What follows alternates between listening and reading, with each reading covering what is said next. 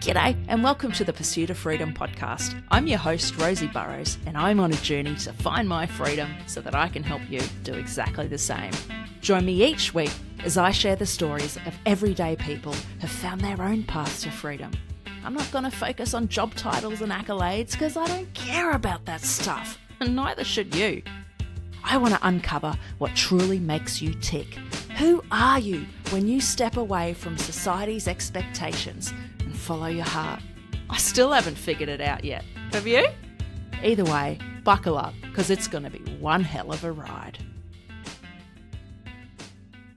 Welcome back to the Pursuit of Freedom podcast. Joining us today is the amazing Alara Sage. Alara went from having all of her money stolen and watching her six-figure business collapse, all within the space of 6 months. And from that, she went to learning how to embody wealth. And today she helps entrepreneurs embrace wealth consciousness through subconscious reprogramming, breath work, and an understanding of quantum mechanics. I'm so excited to talk about money. We haven't had a guest on to talk about this yet. So Alara, welcome and thank you for being here. Yay! I'm excited to be here, Rosie. Thank you so much. Of course. I would love to start by going back a little bit. Like, what was your relationship with money like? I'm guessing it was quite different to what it is today. So can you take us on a journey? Yes. So before my money was stolen, I had money. Yeah. I was creating successfully in my business. And, I'm very intuitive. I'm very connected to my limiting beliefs. The truth is I knew what my relationship to money was, but I had money. So, why fix something that's not broken? Really, the truth of it is I was scared to face how I really felt about money, which is why the experience was so powerful for me, because it was that slap that I needed. I needed to face the underlying beliefs that I had around money, the relationship that I had around money. And, those beliefs were, I had a spiritual mentorship business as I do now. I worked with entrepreneurs, that for one, we're not allowed to have money, right? Like if you had any alignment whatsoever to spirituality, well, you should not be focused on money. And I have a lot in my astrological chart, in my human design. I have a lot around luxury, around wealth. Like, this is who I am. I'm here to shepherd in wealth. So I had this push-pull between my inner intuition saying, no, you're supposed to, really bring wealth into your space. And this conditioning of, well, if you focus anything at all on money, that means you're greedy, you're selfish. How is that spiritual? And so that push-pull was really one of those cornerstones of my experience. Relationship with money can be so dysfunctional, can't it? I really resonated when you were saying you can't possibly be spiritual and have money or want that wealth. That is such a widely held belief. It's like, no, money's evil. Where do you think that belief came from? Because it's pretty universal. Yeah, I mean, I even remember seeing somebody stand on the side of the road holding a sign, money is the root of all evil. I mean, that's a phrase that we have heard. And where does this come from? Well, so in this process that I went through, I came to a really deep understanding of, our core limiting belief that causes all of human suffering is the fundamental belief that we are separate from creation, spirit, God, whatever you want to call it, source. From that fundamental singular belief, there are 3 core beliefs. And those beliefs are power, personal power, money, wealth, and sex. Those are very triggering conversations. Those are all taboo conversations. And why is this? Why are these conversations taboo? Because they're all correlating to our personal power, our ability to really tap into the creative life force energy that is in everything. channel that energy through our life and create our life with that energy. We haven't been in an environment, a society where self-empowerment has been nurtured. It's quite the opposite. So a lot of these beliefs have been there to suppress and oppress. So how do we overcome that? That's What's the secret here? Yeah, just where's the secret sauce? Where's that pill? Where is that? The first step is always awareness. Always the willingness to look at your belief structures. I recommend looking at all three of those topics. What are your belief structures around power, right? And what are your belief structures around you being in your personal power? What do you feel? What are your perspectives when you see other people in power?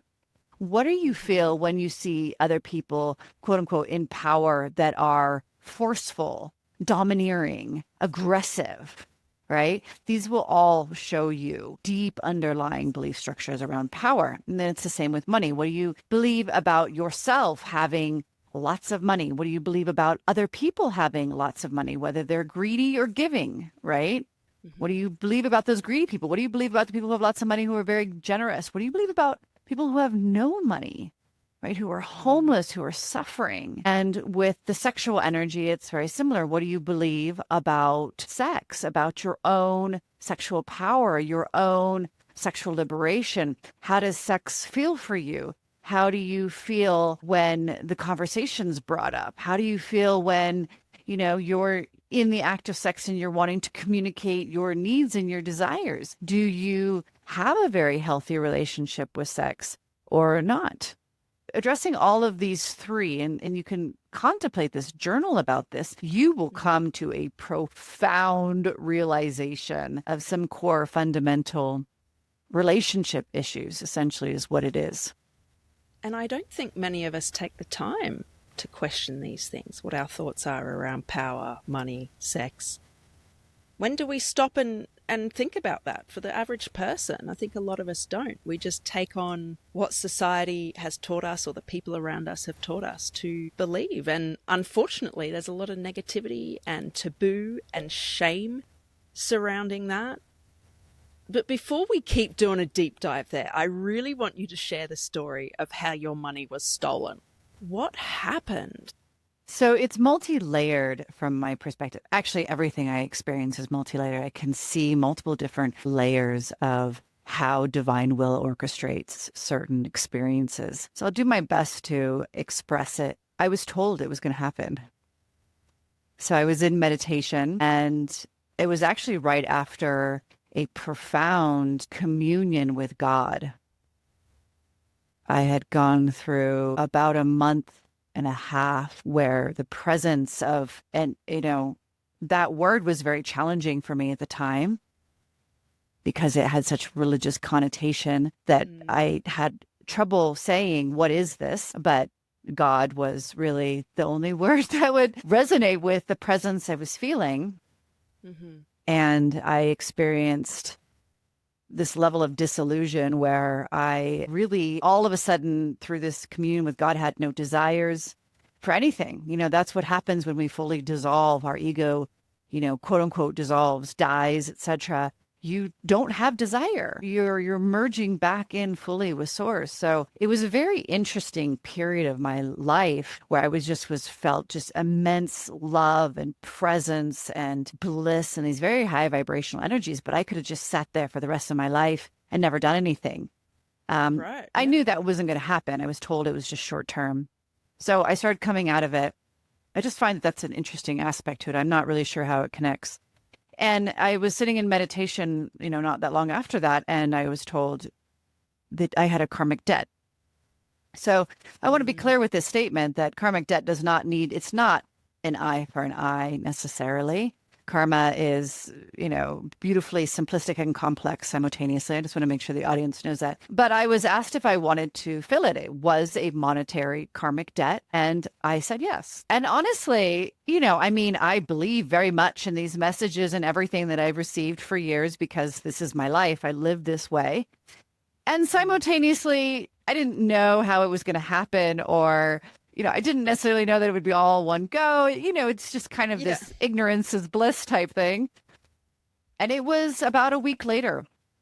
And it was very weird that it happened. It happened through cryptocurrency. A friend had recommended a mentor. This was a mentor he'd been working with for a while. And this person was schooling me and completely scammed me and then deleted all the evidence. I didn't realize at the time, all of our conversations were on Telegram. I didn't realize that that you could delete things in Telegram, and there was no. But it was very interesting because while it was happening, there was almost as if like a sheet was pulled over my eyes. I was kind of embarrassed about it for a while because I can spot scams. Usually I'm like, oh, that's a scam. That's a scam. Like it didn't feel that way, and there was this specific energy that kind of came in, and it was almost like I was out of my body. And I've had another experience where somebody came in, this was on LinkedIn, and started messaging me, and that same energy started coming in. And I immediately was like, yeah, I'm blocking this. So, it was part of my experience. It was meant to happen. I don't hold any resentment or anything towards that person, but that's how it happened. Whoa. Now, you just said you don't hold any resentment towards that person. It would be very easy to be angry at the world, at this person, and be very resentful. Like, no one wants to lose that amount of money. So how did you get to that place? Like, I'm assuming there was a bit of anger at least and feeling of betrayal and shame at the beginning. So how did you get to this place of not being resentful? There really wasn't, because I was told it was going to happen, I mean, really, it was just like, that's how it happened. And there was a little bit of surprise with myself around the whole scam thing. And so I had to work a little bit to make sure that I wasn't going to take on any shame. Right. There was definitely fear initially. But, I've always been able to create what I desire. Like, that's never been an issue for me. So I'll be honest, I was a little bit arrogant. I was like, a piece of cake. I'll just create it all over again. Wow. I love that confidence. So what happened after losing all that money? I didn't create it all over again. Shit. The opposite happened. My business collapsed and I went into the red. I went into debt for the first time in my life. And, it took a little while for me to say, okay, wait a second here. Because I've always had a level of confidence and just this, no, I've got this. And no, I've still got this, meanwhile it's falling out from it. No, I've got this. Okay. No, I'll just borrow some money. I got this, like, wait a second. Wait, I don't have this. What is going on here? So what was going on? Those limiting beliefs, I had created my business. All of it was on this very shaky foundation of not really believing in my worth, in my, true value, not having a healthy relationship with money. I had an avoidance. I speak a lot about the attachment styles that we speak to in relationships, those attachment styles to money. I had avoidant attachment. I didn't want to look at it. I didn't want to really care. I didn't want to see what the true numbers were about. And my life's work is about embodying wealth. So if I wasn't going to take those measures for myself, divine will was going to step in and make sure that I addressed what needed to be addressed. Yeah. I love that you brought in attachment styles to money. I haven't heard anybody talk about it in that way. Could you unpack that a bit? Like, for people who aren't even familiar with attachment styles in terms of the traditional way we know about it in relationships, can you give us a bit of a high level, what are these attachment styles? And even you mentioned your attachment style with money is avoidant, so maybe what that means. Yeah, absolutely. I don't know the full on like attachment styles in relationship. I think there's just the anxiety, the avoidance, and the secure. But what I see and what I was taught by higher self and what I see is we have various different kinds, and really we have more than one. So codependency on money is where you are seeking that money fills the hole of your true sense of security, right? So once I have the money, I'll be secure. Once I have the money, I'll be free. Once I have the money, I'll give myself permission. Once I have the money, that's that codependency, giving your power away to money instead of claiming those frequencies, those states of beings within yourself, regardless of whether you have money or not. So that's the codependency.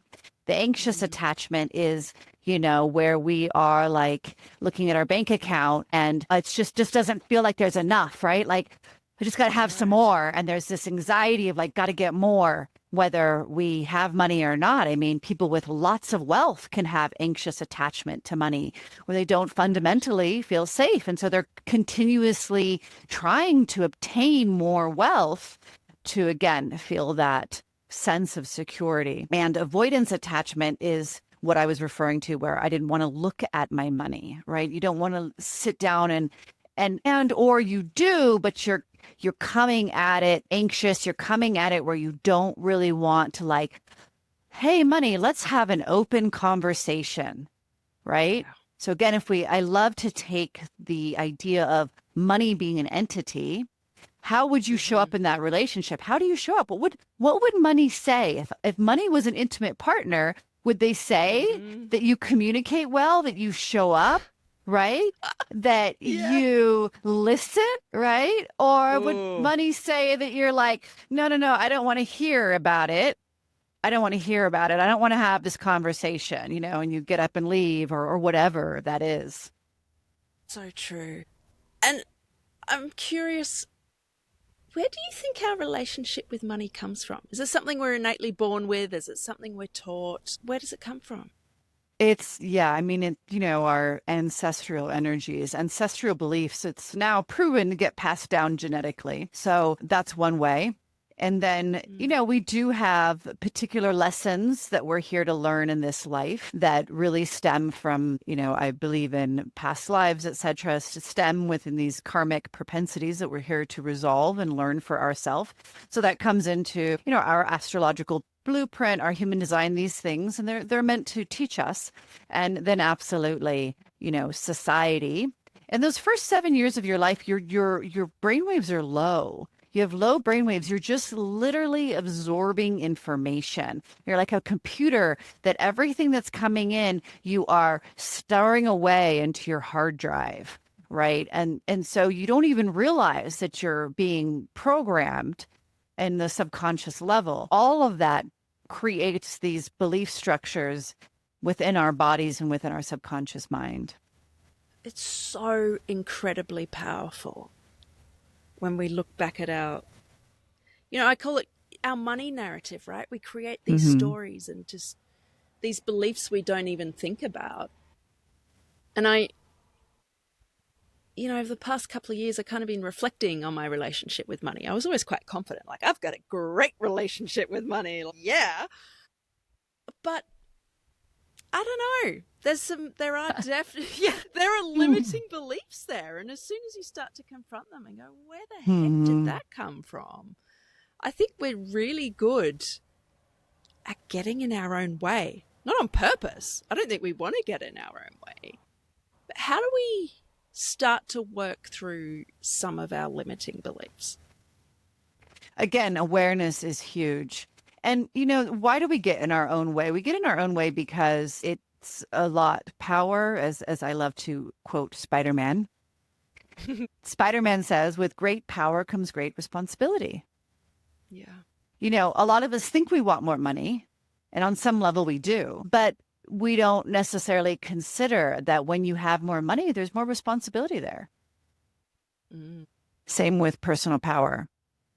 And how we go about this is, of course, first the awareness piece, right? Having these contemplations, like you said, your money story, your money narrative. What is that, right? What was your experience in your family? How did your parents speak about money? What were those early impressions, right? And then what have been your experience with money through your life? There's so many different ways that you can contemplate questions, inquire, to really come to these beliefs. And then it's really about seeing, yeah, where are these beliefs showing up, right, in your current life?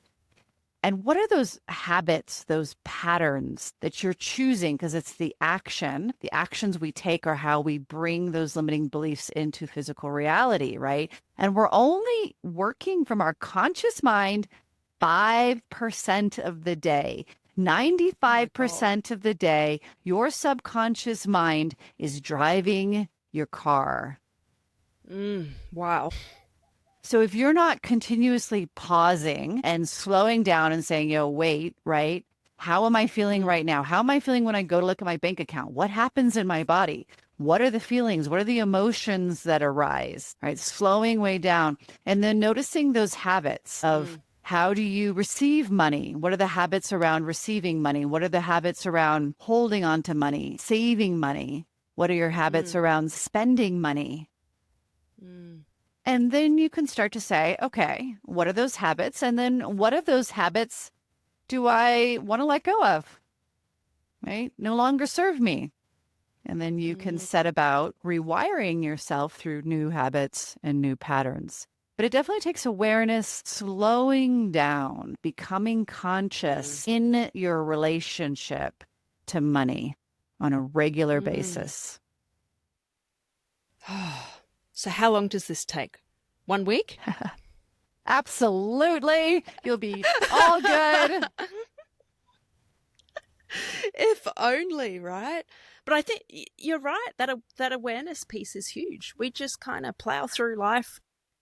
But if we slow down and start questioning things and just reflecting on our journey, and it's like, hey, where did that belief come from that money is evil? Where did that belief come from that I need 6 months of savings before I can dare spend money on myself? It can be very, very confronting, I think. Like, I'm still on that journey. Like, I can think of one example, growing up, going into debt was this evil thing. Like, whatever you do, you can't go into debt ever.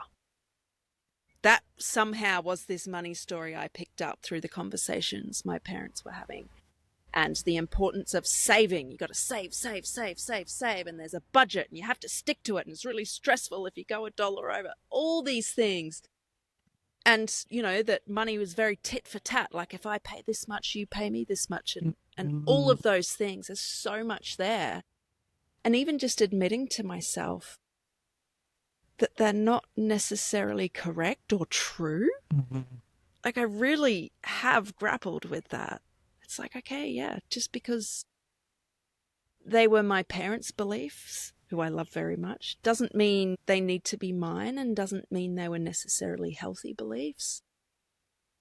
The question I want to ask you, very loaded question, but if money isn't the root of all evil, is money the opposite of that? Does it lead to happiness? Money is neutral, but money is an amplifier. So money will amplify what already exists. If you're a generous person, money will amplify generosity. If you are greedy, money will amplify greed. If you're self-centered, money will amplify self-centeredness. If you're heart-centered, money will amplify that. That's a scary thought. Well, that's one of the reasons why we simultaneously want it and subconsciously push it away. So tell me more about this concept of wealth consciousness, because before meeting you, I had never heard of it. So I'm assuming many of the listeners don't know what we're talking about when we say wealth consciousness. So, wealth consciousness is about being conscious of your relationship to wealth and choosing, right? Choosing to have, from my perspective, a loving relationship. I like to say, be in love with money, be in a loving relationship with money. Again, not this attachment to it that you need it and it holds all the value and it holds your worth, but from this place of, I can receive money in love. I can save money in love. I can spend money in love. That is a loving relationship with money. This is huge. I just wish it was easy to get to that place. But I suppose if it was easy, would it really be worth it? Well, and this is really where we are in humanity. This is one of the core lessons that we're learning. So the journey in this is about us learning this and, letting go of these generations and generations upon generations, because great question that just came through. Did it work for them? Right? Did it work? Did all these beliefs that we've been carrying for hundreds and did it work for humanity? Has humanity been in a state of abundance? No. Yeah. Right? So do we keep doing the same thing that hasn't been working? Or do we choose to do something different? Yeah. A question I like to ask myself is, well, who is this serving? Who is this belief I have around money actually serving? Is it serving me? Is it serving the other people around me? Often it's doing the opposite. Absolutely. Yes. Very disempowering. The beliefs are very disempowering for all of us. So I'm not a parent, but I have a question, because I think there's a lot of listeners are in their 40s, and a lot of them have children, possibly grown up, right, and moving out. But do you have any thoughts on how we can raise our children to start asking these questions and perhaps have a more healthy relationship with money? I have two boys, 9 and 11, and I'm just this is what I do. I teach this stuff, right? So it's who I am, but I just have these conversations with my boys, telling them, when I grew up, there was all these conversations about this is expensive. We don't have the money for that. We can't afford that.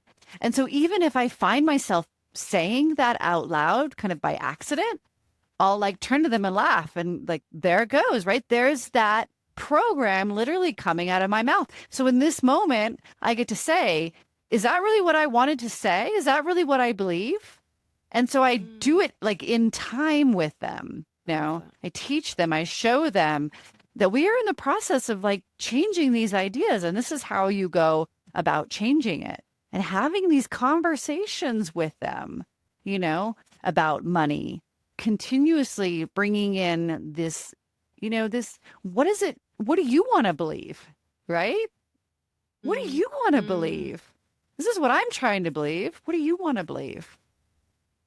I love that. You're empowering them to, create their own money story and ask those questions from a very young age, which as a consequence is going to make it easier as they're adults and, facing big decisions. I don't know, it could be getting a credit card or thinking about buying a home or an expensive car or just grocery shopping. Like this, you said, oh, we can't afford this. And you pulled yourself up and kind of had the conversation. This is something a lot of people say. And I can imagine some people might push back and go, well, Alara, I can't afford it. Why wouldn't I say it? So what do you say to those people? Well, I'm all about, how do I want to see it? I'm all about reframing, not from a place of trying to be, positive and fluffy, Right. but again, like, how do I want to see my reality? Because how you see your reality is how you experience it. The perception of your reality is literally going to be your exact experience. So most of the time, and of course this, varies on the topic, but a lot of times when people say, just kind of throwing it out there, I can't afford that, really what they're saying is it's not a priority. Ooh. And so I will say that to my boys when they're like, oh, let's do that. And I'm like, I want to spend money on that right now. That's not a priority to me. Instead of, I can't afford it. That's a powerful reframe. Yeah. What's your advice to people who are struggling? They're working hard for money. It's really challenging for them to meet rent or be able to afford groceries. They're in a tough place. What would your advice be to them? First and foremost, I want to express my compassion because, I've been in debt. I've been in the red where every month I'm coming up red. And, we all have our own version of these challenges in life and they're real. And I want to say that, none of this conversation is dismissing anybody's experience.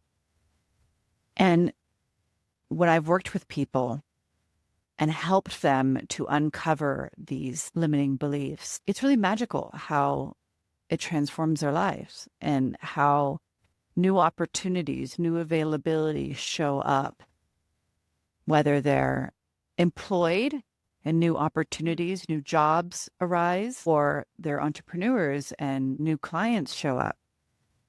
This work is no short of magic.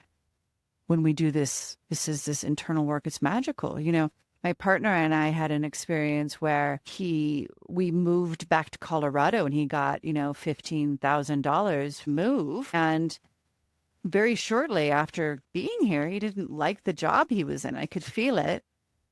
And, I spoke to him about it and he's like, yeah, and I said, well, then quit, and we knew that, okay, well, we would be liable for that $15,000, right? Because he hadn't worked there for the contract of the year. And literally, like, after we had this conversation, we're putting it into the field, right? The energetic field. He gets laid off. His position is dissolved. And they literally say to us, you don't owe us anything. And, this stuff didn't happen to me before, when I didn't have this loving relationship with money. It would have been quite the opposite. And same for him. So just remember that our reality is created from these beliefs. And just because you can't see the beliefs, just because you don't know what the beliefs are, doesn't mean that they don't exist. So, like, the beautiful part of this is that you have the choice. You have the power. You have the power to start to change this for yourself. That power doesn't exist in the government. It doesn't exist in the banks. It's literally here within yourself. It is amazing how when you put something out into the universe, all these opportunities or things seem to come your way, like just by opening your mind and your heart. Like you and your partner had that conversation. And then, you accept it. Okay, we're going to have to pay this money back, but that's okay. It's, happiness is important. And then they get laid off.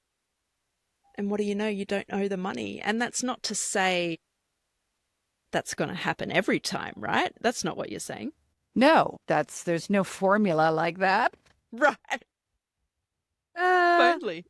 But, the point being is in that moment, we weren't creating our future from lack and scarcity. Right. Even though, in perfect transparency, we didn't have 15 grand just to give back to them. Right. It wasn't just like, oh yeah, totally. So, but in that moment we're good. We're safe, we're secure, right? Which is that fundamental core belief. And like you said, your happiness matters more than us having to pay this money back. So we were creating from that place of empowerment, not from a place of lack and scarcity. Like, no, you can't quit. What are you thinking? We'd have to pay them $15,000. Where would we? Yes. We can't. No, you can't do that. You've got to just stay on for the next year at least, right? Yes. You have to do that. That would be that scarcity energy. And, your energy creates your reality. And I hear people saying this all the time. You just got to stick it out. That's the way life is. You just got to stick this out. You don't have a choice. Yes. As the choice is just totally removed, and it's so sad. I find it heartbreaking to see people stuck in that space. And something I'd like your input on is there anything we can do to support people around us who are acting from a place of fear and scarcity? Can we support them, or is it a journey they need to go through on their own? I always think the best way to support people is through being that yourself and holding, because it's really like holding up a mirror. That's why we have inspirational people in humanity, right? That's why people inspire us, because they're holding up a mirror of, this is possible for you. There's endless stories of people who had horrible childhoods, right? It wasn't like the luck was in their hand, right? They weren't fed this, and yet they overcame all of it. So it's possible for all of us. And when we embody that, then we help others to see that it's possible. And the way that you talk about money when you're around those people, is going to even if it doesn't seem like they're hearing you, it's amazing the power of words. And so I really recommend that type of approach rather than trying to tell somebody. And, usually when you're living that vibration, people will ask you, especially people close to you, and they'll open up and they'll ask. And then that's your invitation to say, yeah, like, let me help you. Right? Mm. Because the Mm. invitation has been presented. Otherwise, Right. we're preaching, right? We're Yeah. out there, and that isn't always the best method, because a lot of times when we go around preaching, people just immediately put up protective walls. Yes. Yes. Yeah. I know for me in the past, that's my default. I'll preach and I'm excited about it and Yeah. passionate and I'm trying to convince them this is the Yes. way. And I have to keep relearning that lesson. It just doesn't work. So it really doesn't work. I don't know why I keep, defaulting to that sometimes. Like, oh, here we go again, Rosie. But I love what you're saying about if you model it, they're going to pick up on that. And as you say, they could come and ask you, and there's that invitation then to start educating or supporting them more directly than just the role modeling. So I think that's really helpful. Very much so. What people need most is to be loved as they are. Oh, That's what they need. So when we can keep our hearts open, when we hear people who are speaking things that we know don't serve them, when they say things that we don't agree with, right? That's our invitation to keep our heart open and just love them. That's a beautiful message. What about people who don't consider themselves spiritual? Because you're a very spiritual person. I think they can still change their mindset and beliefs and their money narrative. Yes, what if there's a bit of resistance going on here? Yeah, what would you say?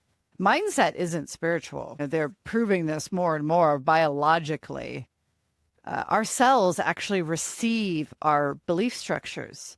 So when you are having thoughts, you are programming your cells. That is a biological truth. So there's so much already in the space of science understanding mindset and even belief structures. That is not spiritual at all. Emotions are not spiritual. When you have a belief, when you have a thought that triggers a chemical reaction in your body called an emotion. That is biology. So again, this process is really about, how do I feel when I sit down and look at most of this process is not spiritual. Yes, I speak to the energy of it because that's another subtle layer that you can address, but you can come at it fully 100% biologically and absolutely have outcomes and really find out that this is all proven and just becoming more and more. And even the energy is already being proven. NASA has so many recent reports around this kind of stuff, but I understand that as well. And I love that, you've unpacked that, because some people they need the logic and the science, and anything that's a little bit more, a little less tangible, they might resist. So I think that's important for people to know. No matter where you are on the spiritual spectrum, you can still change your relationship with money for the better. Absolutely.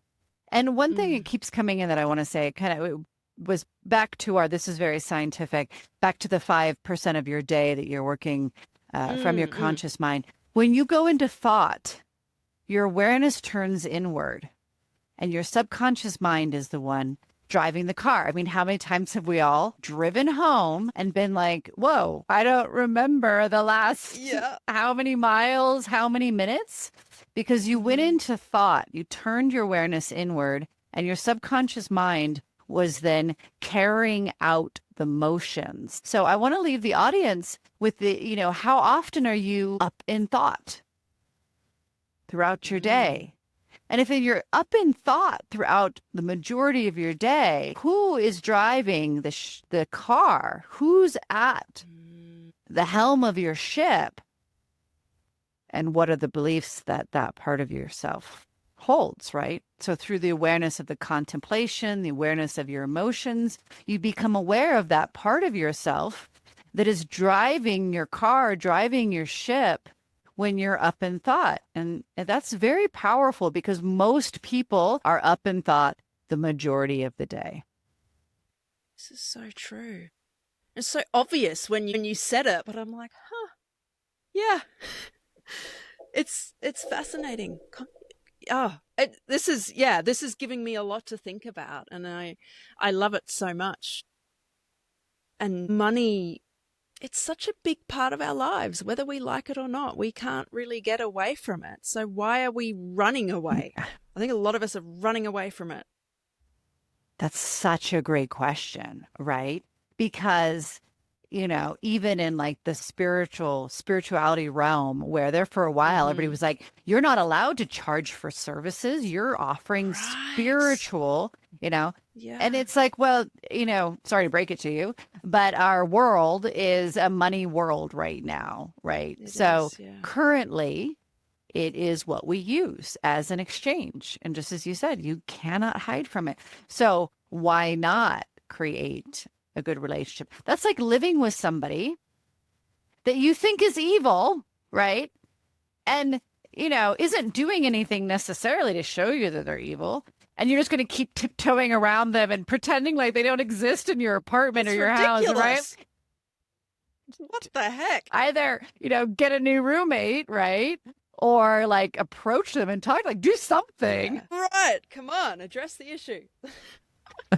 Oh, I've got a question. It's probably a bit out of the blue, but something I hear comes up a lot in conversation, and I think it's tied to the belief that money is evil. We'll see people in the media, or we'll know people who have inherited money. And people say, oh, they're a trust fund, but, they're less than, or they've just been given this money, and yes, there is privilege there, but the way we see them is in such a negative light. What do you think around that? That's a really great question. I've never been asked anything like that. And what comes through is, oftentimes, like I was connecting to earlier, we don't see other people's challenges, particularly from our own lens of challenge. So if you're somebody who has issues with weight, you'll look at skinny people and say, gee, they just have it so frickin' easy, don't they? Right? So whatever another person has just naturally that is really challenging for us, we have that resentment. We don't have to have that resentment. We can choose to see it and realize that actually the resentment is towards ourself. We're just projecting it onto those other people because that feels safe. If we can project it onto those other people, we don't have to really look at, hey, guess what?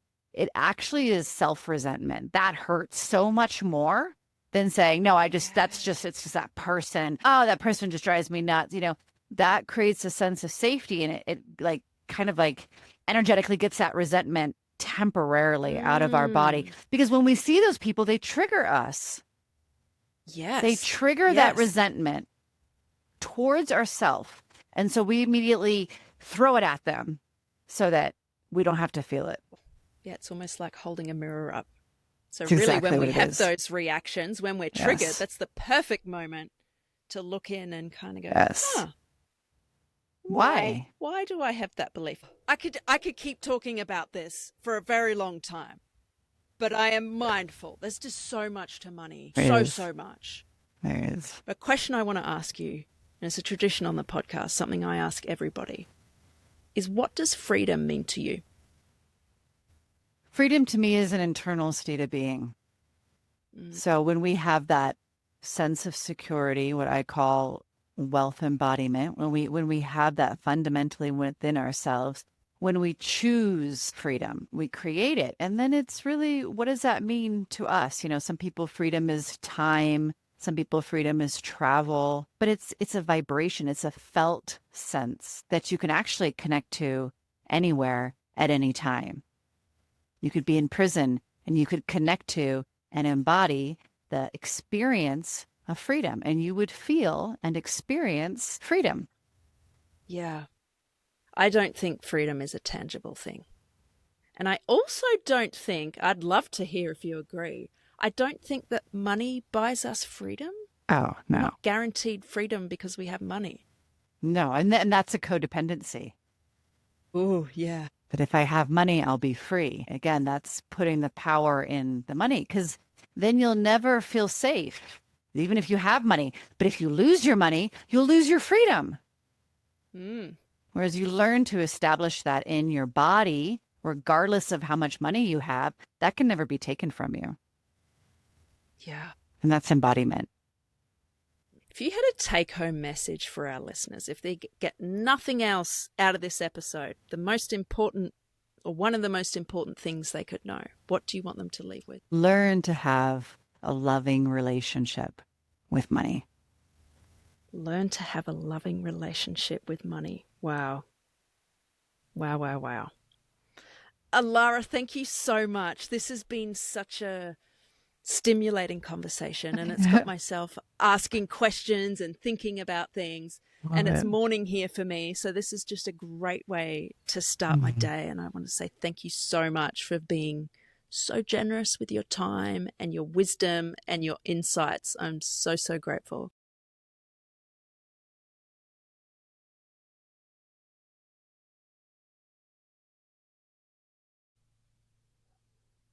Oh, likewise. Thank you.